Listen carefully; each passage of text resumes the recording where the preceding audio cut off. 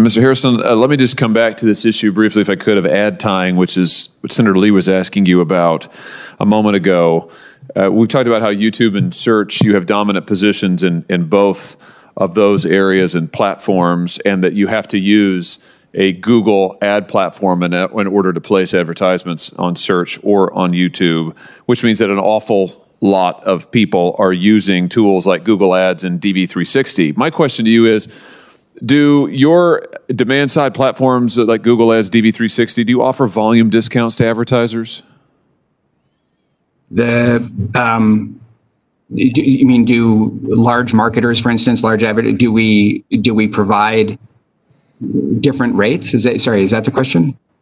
Yeah, do you offer volume discounts?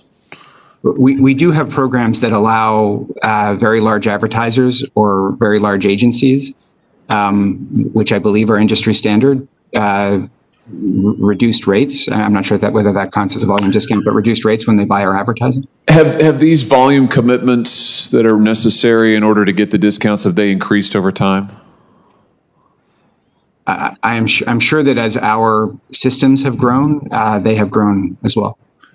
In fact, they've increased so much that you can't actually meet the volume requirements just by advertising on YouTube or search. You now actually have to use Google's demand-side platforms in order to advertise on third-party platforms. Isn't that correct?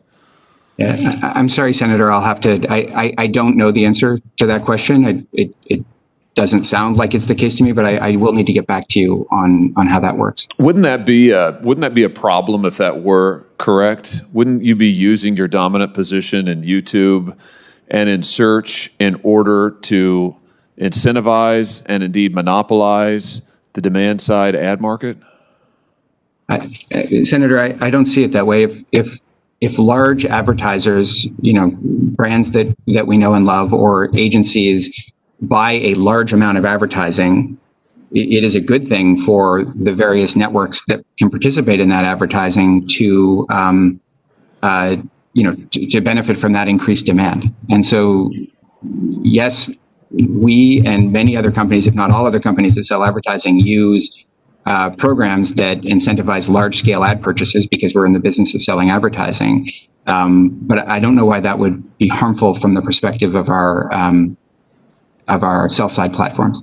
Well, it would be harmful because it gives you an advantage that nobody else has. I mean, you have the YouTube and search platforms that other companies do not have. You not only own those platforms, but as has been discussed at some length now this hearing, you control the entire ad stack from top to bottom as well. And you're using your dominant position in search and YouTube in order to give yourselves a dominant position in the ad stack. And not just on the demand side, not just with these volume requirements, but also on the supply side, because as you drive so much volume onto your demand side platform, it creates then strong incentives on the supply side for publishers to use the supply side, not least because you have tremendous amounts of consumer data, and there are great efficiencies that you create if publishers will use your supply side, given the volume of traffic you have driven to the demand side, right? This looks like tying to me in the antitrust context. Am I wrong?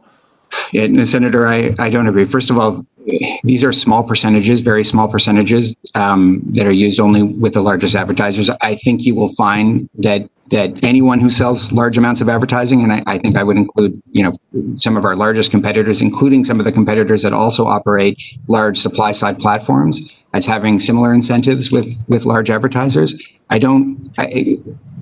The idea that from a business perspective, that you would encourage large buyers, to buy a little bit more seems appealing from a business perspective. And given all the choice that I've outlined in terms of both publishers and advertisers being able to use all sorts of different platforms and either to buy or sell advertising, I don't know where the harm is. Well, I think the concern is that you control YouTube and search, which are the dominant platforms.